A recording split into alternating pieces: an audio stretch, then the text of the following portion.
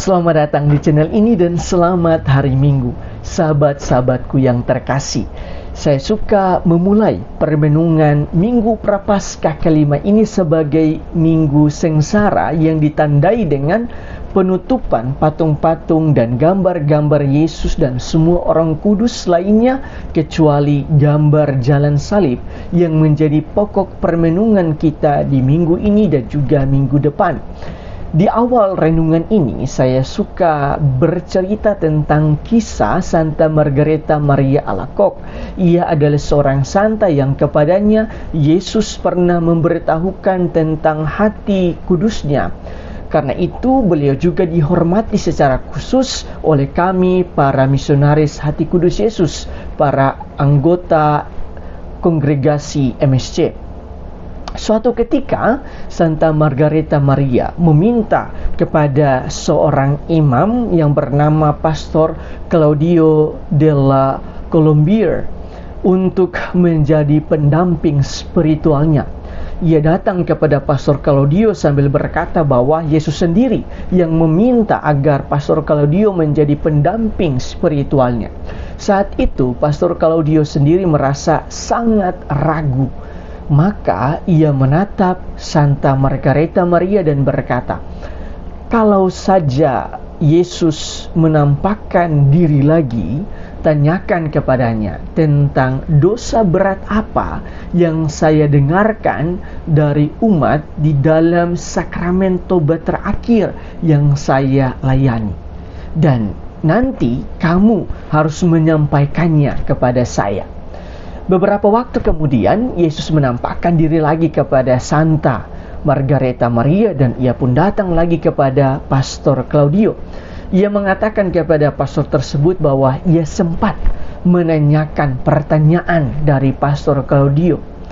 Dan akhirnya Pastor Claudio pun bertanya, apa yang Yesus katakan? Santa Margareta Maria menjawab, kata Yesus, Yesus sudah lupa.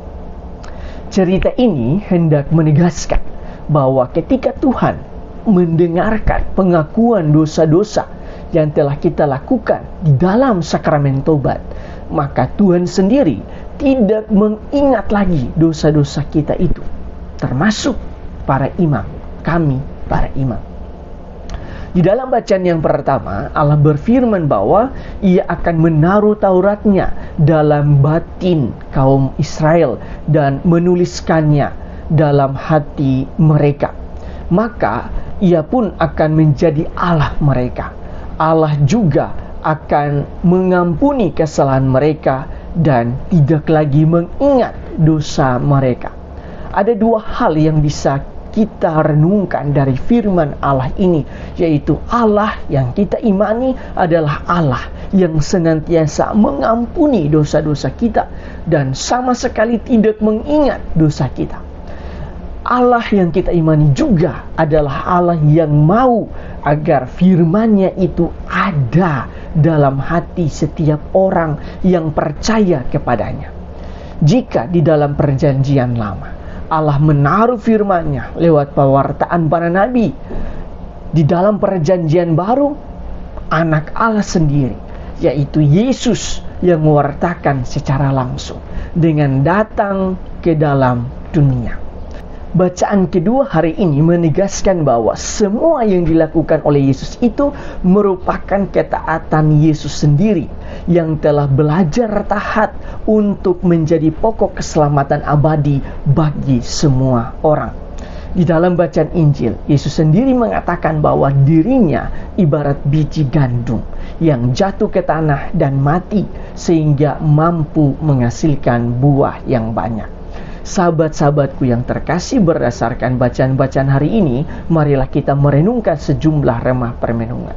Pertama, hari ini kita telah memasuki minggu kelima masa Prapaskah. Biasanya, paroki-paroki akan membuka kesempatan untuk pengakuan dosa. Karena itu, marilah kita menjawab panggilan Tuhan ini untuk mengakui semua dosa-dosa kita. Di dalam bacaan pertama, Tuhan sendiri mengatakan bahwa ia sama sekali tidak akan mengingat dosa-dosa kita lagi.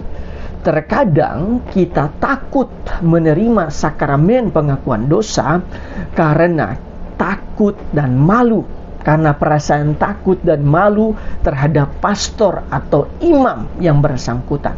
Padahal kita harus ingat bahwa ketika kita berbicara tentang sakramen tobat, itu adalah relasi kita dengan Tuhan. Sekali lagi, ketika kita berbicara tentang sakramen tobat, maka itu adalah relasi kita dengan Tuhan dan bukan tentang relasi antara kita dengan imam yang bersangkutan. Karena kami pun para imam mengaku dosa di antara sesama imam. Bahkan paus sekalipun memiliki pengakuan dosa rutin. Yang saya ketahui, paus kita yang sekarang, kalau tidak salah, Paus Fransiskus memiliki pengakuan dosa rutin 2 minggu sekali. Dan Paus Yohanes Paulus II, atau yang sekarang sudah menjadi santo, beliau kalau tidak salah memiliki pengakuan dosa rutin juga seminggu sekali.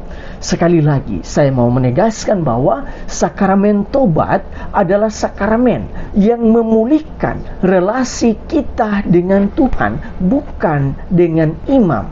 Maka kita tidak perlu takut atau malu untuk datang kepada imam untuk mengakui semua dosa-dosa kita. Kedua, di dalam bacaan Injil, Yesus berbicara tentang biji gandum yang jatuh dan menghasilkan buah. Saya suka merenungkan sabda ini dalam terang pertobatan dan sakramen tobat. Biji gandum itu adalah Yesus sendiri. Ia rela mati di kayu salib untuk menyelamatkan kita. Dengan ketaatan dan cintanya kepada Bapa dan kepada kita manusia, Yesus berhasil mengalahkan atau mengorbankan ego dan membiarkan tubuhnya dikorbankan demi keselamatan kita manusia. Di dalam bacaan kedua, kita mendengarkan ajakan untuk kita bisa taat seperti Yesus. Itu artinya kita perlu taat terhadap firman, terhadap kehendak Allah, terhadap perintah Allah dengan cara mengalahkan ego dan mematikan segala keinginan tubuh dan keinginan daging kita. Sebab yang membuat kita jatuh di dalam dosa ialah ego kita sendiri yang selalu mau untuk memuaskan segala keinginan daging, keinginan tubuh yang ada di dalam diri kita. Karena itu, pertobatan yang baik ialah pertobatan untuk bisa mengendalikan ego dan mematikan segala keinginan daging yang ada di dalam diri kita, sehingga setelah menerima sakramen tobat, kita dapat menjadi semakin berani untuk berkorban dan berbagi kepada sesama, dan dapat menjadi buah-buah yang manis sebagai pengikut Kristus di tengah-tengah masyarakat dan dunia. Tuhan memberkati Anda semua.